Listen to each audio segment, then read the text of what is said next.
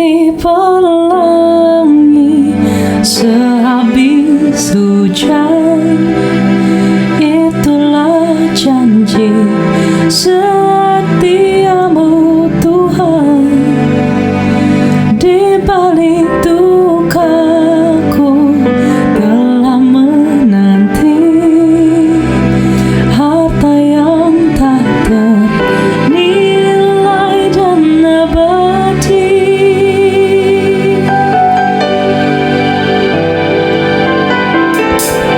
Jalan hidupku tak selalu tanpa kabut yang pekat, namun kasih-Mu nyata padaku pada waktu-Mu yang tepat. Seperti pelangi sehabis hujan, itulah janji setiamu Tuhan, di balik dukaku telah menanti harta yang tak ternilai dan abadi.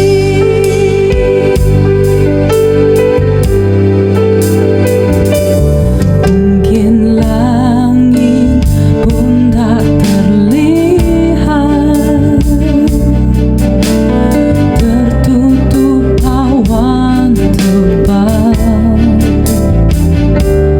namun hatiku kan tetap kuat oleh janji-Mu yang kekal. Seperti pelangi sehabis hujan, itulah janji setiamu Tuhan, di balik dukaku telah menanti harta yang tak ternilai dan abadi.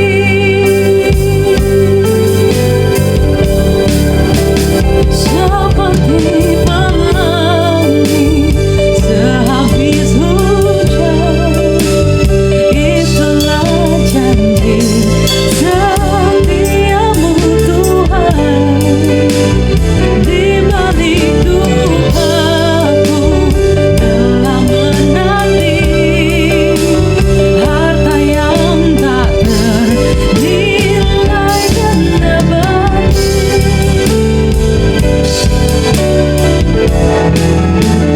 Seperti pelangi sehabis hujan, itulah janji setiamu Tuhan, di balik dukaku telah menanti harta yang tak ternilai dan abadi.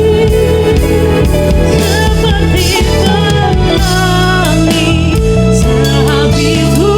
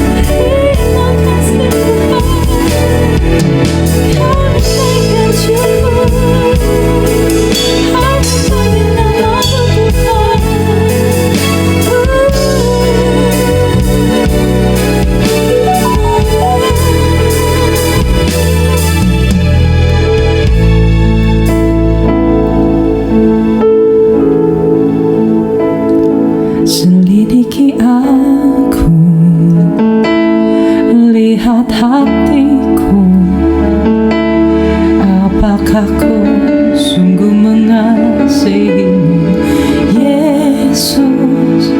Kau yang maha tahu dan menilai hidupku. Tak ada yang tersembunyi bagimu. Selidiki aku, lihat hatiku. Apakah ku sungguh mengasihimu, Yesus? Kau yang maha tahu dan menilai hidupku. Tak ada yang tersembunyi bagimu.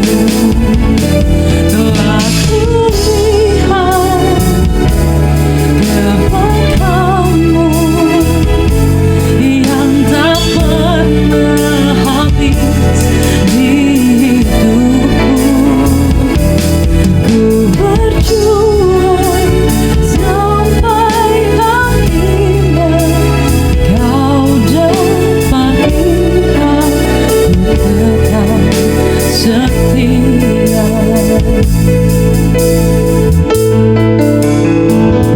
Selidiki aku, lihat hatiku. Apakah ku sungguh mengasihimu, Yesus? Kau yang maha tahu dan menilai hidupku. Tak ada yang tersembunyi bagimu. Telah kulihat kebaikanmu yang tak pernah habis di hidupku. Ku berjuang sampai akhirnya kau dapati aku tetap setia.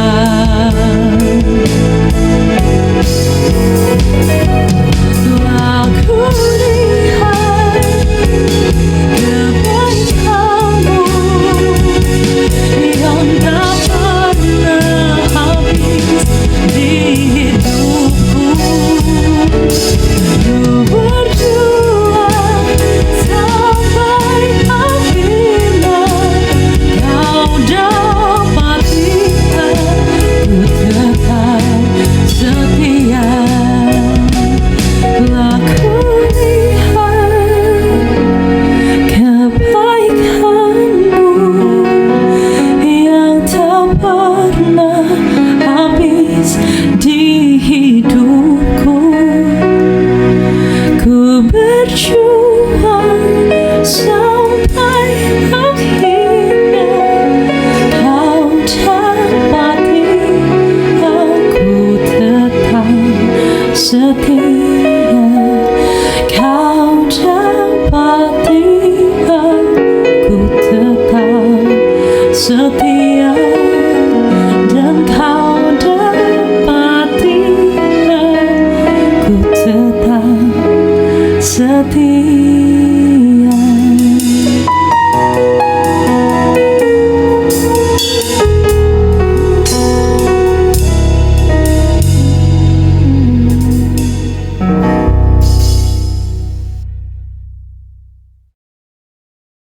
Sebelumnya kita sama-sama akan berdoa. Mari kita bersatu di dalam doa. Terima kasih Tuhan, kami dapat melewati hari Minggu lalu sehingga kami bisa ada sampai hari ini, semua karena anugerah Tuhan. Pada kesempatan ini, di minggu yang indah ini, berbicaralah kepada kami semua dan kami siap mendengarkannya dengan baik. Dalam nama Tuhan Yesus, haleluya, amin.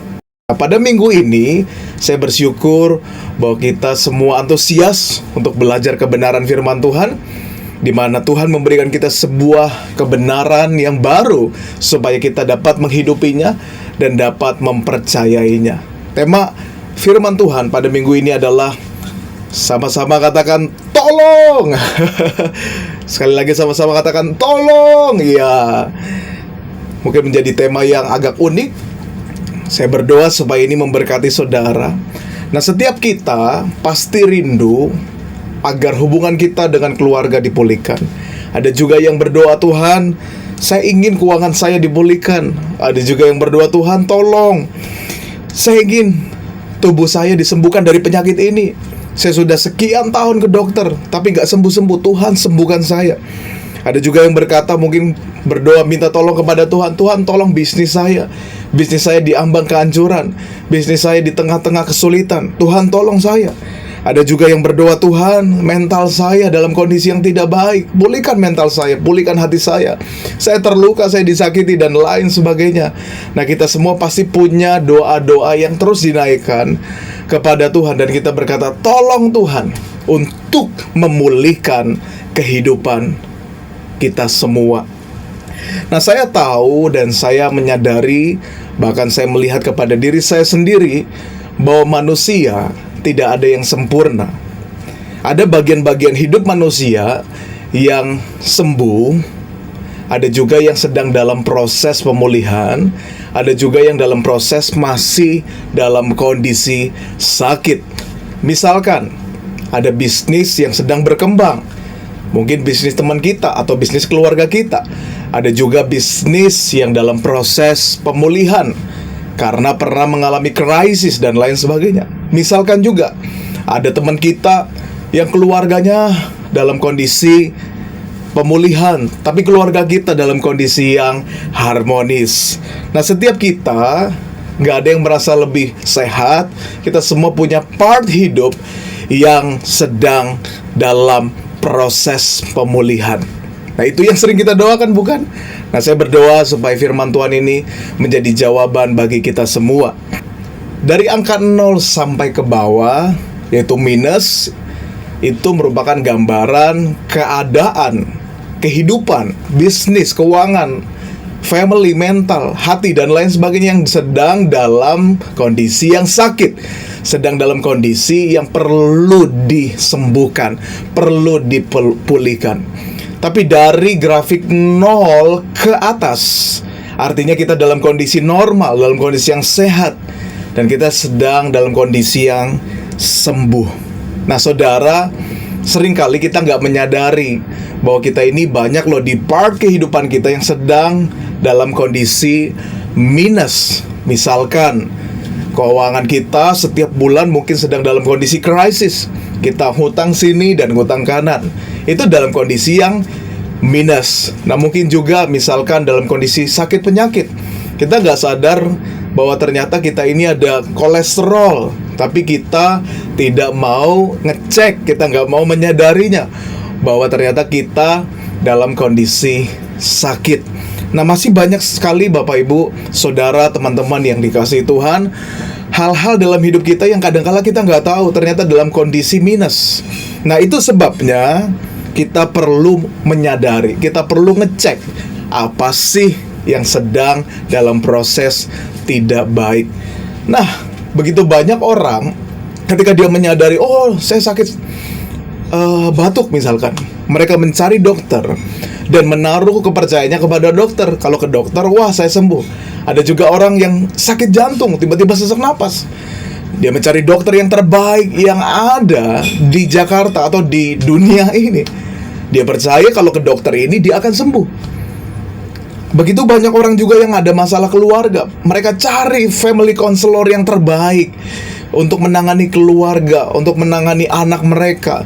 Karena begitu banyak anak mereka yang terkena narkoba dan lain sebagainya. Tapi begitu banyak juga orang yang menaruh kepercayaan pemulihan kepada dokter, psikiater, dan lain sebagainya. Mungkin saudara dalam masalah penyakit keuangan, nah saudara cari konsultan keuangan untuk mencoba membenahi keuangan saudara. Tapi banyak juga orang yang mengandalkan konsultan keuangan supaya keuangannya pulih. Nah, saya ingin katakan saudara, ini hasil dari perenungan saya. Tidak ada salahnya kita datang ke dokter, ke konsultan keuangan, kita datang ke family counselor, psikiater, kita datang ke teman kita, minta bantuan mereka. Tidak ada yang salah dengan itu semua. Tapi yang harus kita tanam di hati kita, bahwa semua itu hanyalah alat. Sama-sama katakan dengan semangat, hanya alat. Siapa yang menciptakan dokter? Siapa yang menciptakan ilmu pengetahuan? Siapa yang menciptakan family counselor? Siapa yang menciptakan konsultan keuangan? Siapa yang menciptakan semua orang yang membantu kita? Siapa yang memberikan mereka hikmat? Siapa yang menolong mereka, memampukan mereka, melengkapi mereka? Kita menyadari hanya Tuhan yang bisa melakukan itu semua. Itu sebabnya kita harus taruh sama-sama di hati kita bahwa yang sanggup memulihkan kita bukanlah dunia ini, bukanlah teman kita, bukanlah orang yang expert di bidangnya, tapi Tuhan kita, satu-satunya sumber yang akan memulihkan kehidupan kita. Setiap kita pasti sudah banyak usaha yang kita lakukan untuk memulihkan kehidupan kita. Saudara punya masalah keuangan, saudara pasti berusaha supaya saudara dapat uang lebih banyak, sehingga saudara bisa melunasi hutang saudara atau melunasi banyak cicilan dan lain sebagainya. Saudara masalah mental, saudara datang ke psikiater, saudara udah berusaha, tapi sampai hari ini mungkin saudara belum mengalami pemulihan mental. Saudara masih depresi, saudara mudah stres, mudah frustasi, dan bahkan tidak banyak kita dengar yang mencoba untuk mengakhiri dirinya, membunuh dirinya dengan cara-cara yang tidak baik. Kita sudah berusaha untuk pulih, saya katakan begini, namun tetap tidak bisa pulih. Betul saudara? Nah, sekarang waktunya yang terbaik untuk berserah kepada Tuhan. Tidak lagi mengandalkan usaha kita, tidak lagi mengandalkan usaha orang lain, tidak lagi mengandalkan alat apapun juga, tapi andalkan Tuhan, berserah kepada Tuhan. Jangan lagi berusaha untuk memulihkan diri saudara, jangan lagi berusaha untuk memulihkan keadaan saudara, tapi biarkan Tuhan yang berusaha bekerja, memulihkan seluruh kehidupan kita. Biarkan Dia bekerja. Itu sebabnya diperlukan hati yang terbuka, hati yang berserah kepada Tuhan. Berikan kepada Tuhan kuasa untuk memulihkan kehidupan kita. Pada kesempatan ini ada 3 hal yang harus kita serahkan kepada Tuhan. Saya singkat dengan istilah singkatan yaitu TAF. T-nya adalah trust, serahkan kepercayaan kita kepada Tuhan.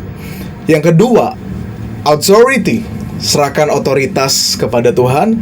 Yang ketiga, F-nya adalah forever, serahkan selama-lamanya. Kita akan bahas satu persatu. Saya berdoa agar kita tetap fokus di dalam hadirat Tuhan dan Roh Kudus bekerja menjamah saudara yang ada di rumah dan dimanapun saudara berada. Yang pertama adalah trust, serahkan kepercayaan kepada Tuhan. Mazmur 37 ayat 5 berkata begini, serahkanlah hidupmu kepada Tuhan dan percayalah kepadanya, dan Ia akan bertindak. Di sini dikatakan serahkanlah hidupmu kepada Tuhan dan percaya Dia akan bertindak. Penting sekali kita menyerahkan hidup kita, namun kita bangun kepercayaan yang kuat kepada Tuhan. Kita serahkan kepercayaannya kepada Tuhan. Begitu banyak orang yang salah alamat. Saya katakan salah alamat, kenapa? Karena mereka salah menyerahkan kepercayaan. Contohnya, ketika mereka dalam kondisi sakit, mereka cari alternatif lain. Mereka pergi ke dukun, padahal dukun tidak punya background di dalam ilmu medis, ilmu-ilmu kedokteran dan lain sebagainya. Mereka juga tidak punya alat-alat yang seperti di rumah sakit. Nah, begitu banyak orang yang salah alamat, salah berobat. Harusnya mereka ke dokter dan ke rumah sakit. Ada satu kisah yang mungkin saudara sampai hari ini sering ingat dan pernah nonton. Ada seorang yang bernama Thomas Andrew. Dia membuat kapal yang sangat besar pada tahun 1912. Dia berkata begini, kapalnya sangat aman. Bahkan Tuhan tidak bisa menenggelamkan kapal tersebut. Ini merupakan kapal siar yang sangat besar. Nah, kemudian mereka melakukan perjalanan, mereka mencoba yang kita dengar istilah yaitu test drive gitu ya, dicoba kapal barunya. Nah, sebuah peristiwa yang buruk terjadi, saudara. Kapal tersebut menabrak gunung es di Samudra Atlantik dan akhirnya tenggelam, menewaskan 1.517 orang, termasuk Thomas Andrew. Dan saudara tahu kapal tersebut namanya apa? Kapal Titanic. Thomas Andrew menaruh kepercayaannya kepada kapal untuk melindungi kapal tersebut. Dia menyerahkan kepercayaan yang penuh. Dia bilang Tuhan aja gak bisa tenggelamin. Artinya apa? Dia percaya banget sama kapal tersebut. Nah, saudara, seringkali kita salah alamat. Kita salah menaruh kepercayaan. Kita percayakan orang lain, bahkan kita percayakan diri kita sendiri untuk memulihkan kehidupan kita. Kita percayakan dokter, kita percayakan konsultan, family, dan lain sebagainya. Kita percayakan teman kita. Tapi Tuhan mau kita percayakan Tuhan segala-galanya untuk memulihkan kehidupan saudara dan saya. Siapa yang mau angkat tangan? Saya berdoa agar saudara, kita semua punya hati yang baru. Tidak lagi bergantung kepada orang atau kepada alat, kepada manusia, kepada benda, atau kepada pengetahuan, tapi bergantunglah kepada Tuhan yang bisa memulihkan kehidupan saudara. Yang kedua, yaitu serahkan authority, serahkan otoritas kepada Tuhan. Seringkali kita menaruh kepercayaan namun tidak memberikan otoritas. Otoritas artinya di mana seseorang diberikan ruang sepenuhnya untuk memerintah, untuk melakukan sesuatu di dalam segala hal. Misalkan kalau handphone kita rusak, saudara pasti lebih memilih percaya kepada, misalkan handphone saudara Samsung gitu ya, saudara pasti memilih service center yang original untuk membenahi handphone saudara yang rusak. Pasti saudara nggak akan pilih keluarga atau saudara nggak berusaha sendiri untuk membenahi handphone saudara yang rusak. Kenapa? Karena saudara nggak percaya. Tapi saudara percaya pasti dengan service center, karena mereka pasti akan menyelesaikannya dengan baik.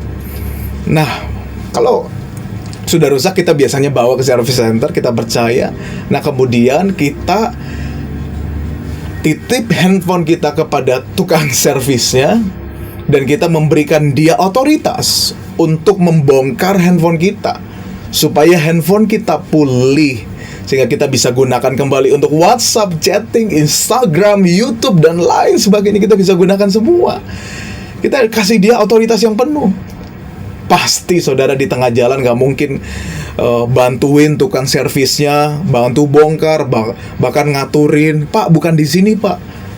Nah, kemungkinan besar handphone kita gak akan pulih kalau kita yang banyak melakukan sebuah tindakan.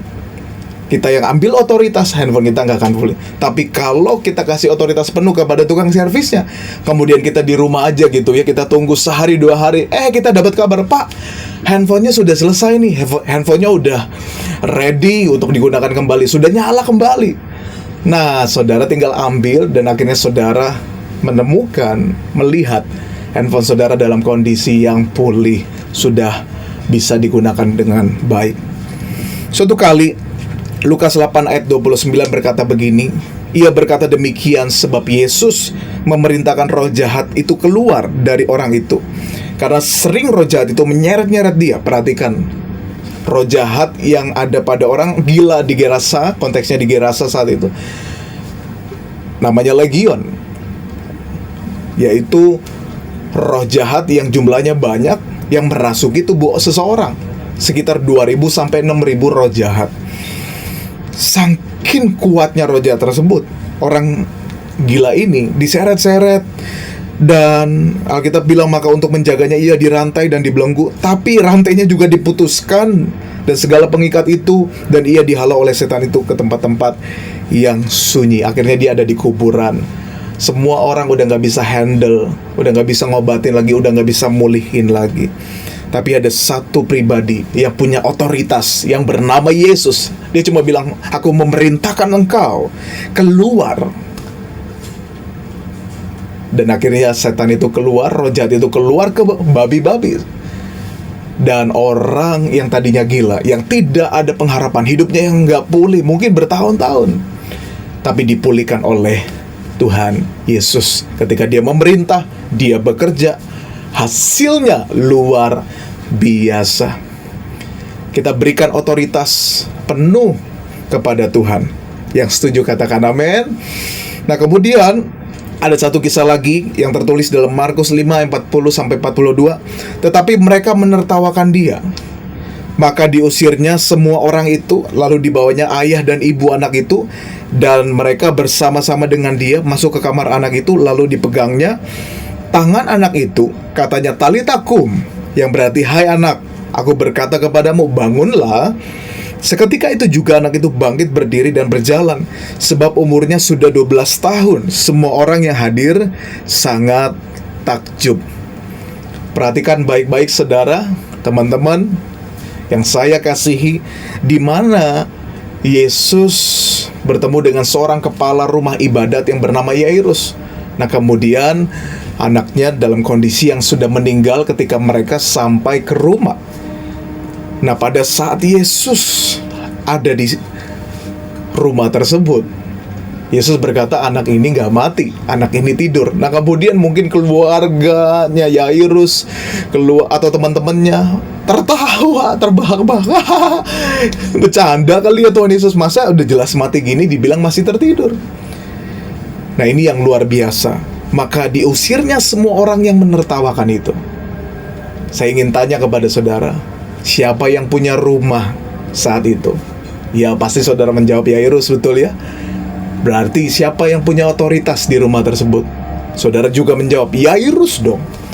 Saya ingin tanya, seharusnya yang ngusir mereka Yairus atau Yesus? Pasti saudara berkata juga, ya harusnya sih Yairus yang ngusir, karena dia yang punya rumah, dia yang punya otoritas. He have authority. Tapi Yairus memberikan otoritas penuh kepada Yesus. Bahkan rumahnya juga, tempat itu diberikan otoritas penuh kepada Yesus untuk melakukan apapun juga yang terbaik agar anaknya bangkit. Nah, kemudian Yesus bawa ke kamar anak yang sudah dalam keadaan mati. Yairus juga nggak komplain, kenapa nggak doa di sini aja? Mungkin saat itu di ruang tamu, living room, tapi dibawa ke kamar. Yairus juga nggak komplain. Dia karena berikan otoritas penuh, dia nggak pakai intervensi, dia nggak perlu memberhentikan atau ngatur-ngatur Yesus gitu. Tapi dia kasih otoritas yang penuh. Dan akhirnya ketika Yesus pegang, anak tersebut dibangkitkan. Tadi ilustrasi berkata apa? Ketika kita ngasih otoritas penuh kepada tukang servis, handphone kita selesai pulih. Ketika Tuhan Yesus memerintah kepada orang gila di Gerasa, roh jahat keluar, anak Yairus yang mati dibangkitkan. Nah, saudara, berikan otoritas penuh kepada Tuhan jika saudara ingin dipulihkan dari segala persoalan saudara. Karena firman Tuhan berkata begini, bagi Efesus 3 ayat 20, bagi dialah yang dapat melakukan jauh lebih banyak dari apa yang kita doakan atau pikirkan, seperti yang ternyata dari kuasa yang bekerja di dalam kita. Jadi Tuhan kalau bekerja, dia bekerja lebih banyak dari apa yang kita doakan dan kita pikirkan. Kita baru mikirnya begini, tapi Tuhan punya pikiran yang jauh lebih baik, jauh lebih besar dari apa yang kita pikirkan. Oleh sebab itu, kalau kita tahu pekerjaan Tuhan itu jauh lebih besar, mari kita sama-sama jangan ambil alih diri kita, kasih otoritas penuh kepada Dia. Saya ingin katakan begini, ketika kamu mengintervensi Tuhan yang sedang bekerja memulihkan kamu, pada saat tersebut kamu sedang menekan tombol untuk nggak mau pulih. Ketika kita intervensi, Tuhan saya nggak mau dipulihkan dengan cara begini, Tuhan saya nggak mau Tuhan bekerja dengan cara begini, Tuhan saya nggak perlu ini untuk memulihkan saya. Di saat yang sama saudara sedang menekan tombol bahwa saya nggak mau pulih Tuhan. Nah, saya berdoa, saya berharap yuk Light Home Family, kita dipulihkan, hidup kita diubahkan, kita berikan, serahkan otoritas, biarkan Tuhan bekerja. Karena saya percaya kuasa Tuhan jauh lebih besar dari apa yang kita pikirkan. Nah, kemudian yang terakhir yaitu serahkan selamanya. Wow. Seringkali kita menyerahkan hidup kita, menyerahkan kepercayaan kita kepada Tuhan, menyerahkan otoritas kepada Tuhan, itu seringkali saudara ada batasannya, ada durasinya gitu ya, ada waktunya. Misalkan kita menyerahkan di tahun 2021, 2002 kita nggak menyerahkan lagi kepada Tuhan, tapi yang Tuhan mau kepada kita, kita serahkan semua persoalan kita, keadaan kita, kondisi kita yang belum pulih, mungkin keuangan kita belum pulih, serahkan selama-lamanya kepada Tuhan. Saudara, kita sangat menyadari bahwa tidak ada yang tahu apa yang akan kita hadapi ke depan. Mungkin ada tantangan-tantangan di 2 tahun, 3 tahun, 5 tahun ke depan yang kita nggak bisa tahu. Mungkin ada penyakit dan lain sebagainya yang kita juga nggak bisa prediksi.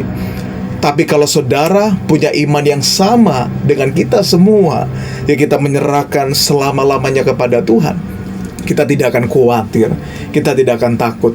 Karena kita yakin ketika kita menghadapi semua segala pencobaan itu, Tuhan yang sama yang pernah memulihkan kita, Dia akan selama-lamanya memulihkan kehidupan kita. 1 Petrus 5 ayat 11 berkata begini, Ialah yang empunya kuasa sampai selama-lamanya. Yesus punya kuasa bukan hanya 2021, tapi selama-lamanya saudara. Bukan hanya 2000 tahun yang lalu Dia berkuasa membangkitkan orang mati, tapi selama-lamanya Dia berkuasa. Bahkan Alkitab mencatat, di langit dan di bumi tidak ada kuasa yang lebih besar. Semua bertekuk lutut mengaku Yesus adalah Tuhan dan Juru Selamat selama-lamanya saudara. Dan kita tahu juga Ibrani 13 ayat 8 berkata, Yesus Kristus tetap sama, baik kemarin maupun hari ini dan sampai selama-lamanya. Dia nggak berubah, kualitasnya nggak berubah, kuasanya nggak berubah, kasihnya nggak berubah, kebaikannya nggak berubah, kesetiaannya nggak berubah. Yang berubah adalah caranya Dia yang selalu baru untuk memulihkan kita. Namun kualitas kuasanya tidak pernah turun nilainya, tidak pernah turun kadarnya. Itu sebabnya kita serahkan sama-sama semua kehidupan kita selamanya kepada Tuhan, karena kita yakin di tangan Tuhan Dia akan selalu berusaha bekerja memulihkan kehidupan kita. Saya percaya janji Tuhan menyertai kita sampai selama-lamanya.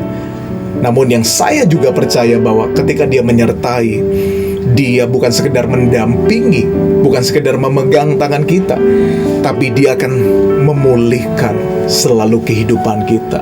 Dia ingin kita menjadi serupa dengan Kristus. Dia ingin kita menjadi serupa dengan Bapa. Itu sebabnya Dia akan terus bekerja selama-lamanya memulihkan kehidupan kita. Saya ingin berkata demikian, maukah saudara menyerahkan kehidupan saudara untuk dipulihkan oleh Tuhan Yesus sampai selama-lamanya? Jikalau saudara mau, mari taruh tangan kanan saudara di dada.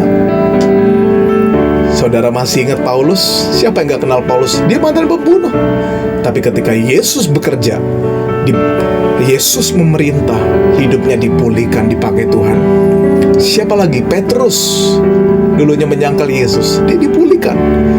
Matius pemungut cukai dipulihkan, bahkan menulis kitab yang pertama di Perjanjian Baru. Thomas, orang yang gak percaya, dia dipulihkan. Nah, saya ingin tanya, siapa yang pulihkan? Mereka semua, orang-orang yang berpengaruh. Sekalipun mereka udah gak ada di dunia, tapi sampai sekarang mereka tetap berpengaruh melalui tulisan, melalui karya-karya pelayanannya yang luar biasa.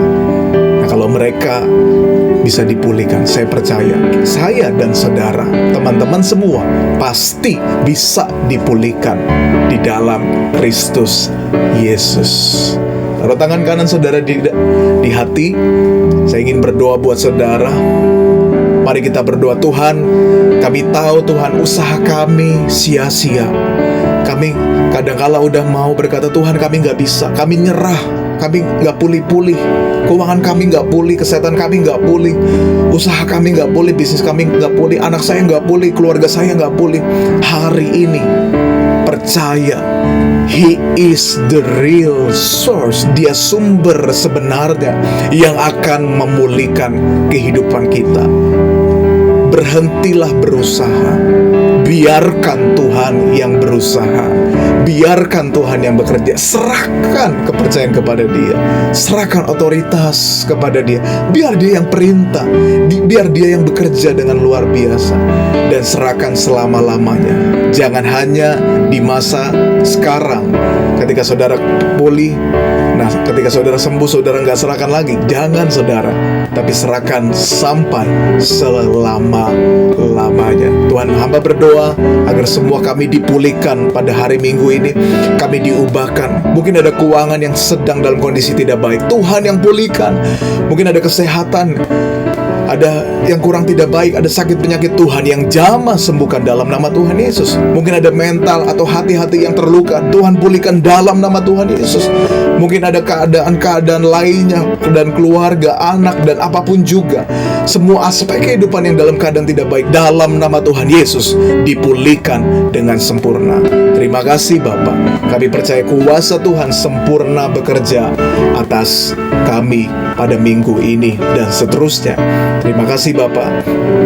Pada saat ini kami berdoa juga untuk bangsa Indonesia. Kami berdoa agar pandemi ini segera berlalu. Tuhan pulihkan bangsa ini. Berkati Pak Presiden dan seluruh jajaran menterinya. Mereka dipakai Tuhan, diberikan hikmat Tuhan untuk memimpin bangsa ini. Kami berdoa untuk Light Home. Bila Tuhan bawa semakin naik, banyak jiwa-jiwa diselamatkan, banyak orang dimuridkan, dan kelak akan memuridkan. Dan kami punya tujuan yang sama, untuk menerangi dunia ini dan menjadi serupa dengan Kristus. Terima kasih Bapak. Mari angkat kedua tangan kita. Kita akan terima berkat Tuhan. Tuhan menyinari engkau dengan wajahnya, memberikan kasih karunia, cinta kasih serta persekutuan yang indah dengan Roh Kudus, menyertai kita mulai hari ini sampai Yesus datang kedua kali. Yang percaya sama-sama katakan amin. Sampai ketemu di pertemuan berikutnya. Happy Sunday. Tuhan Yesus memberkati kita semua. Shalom.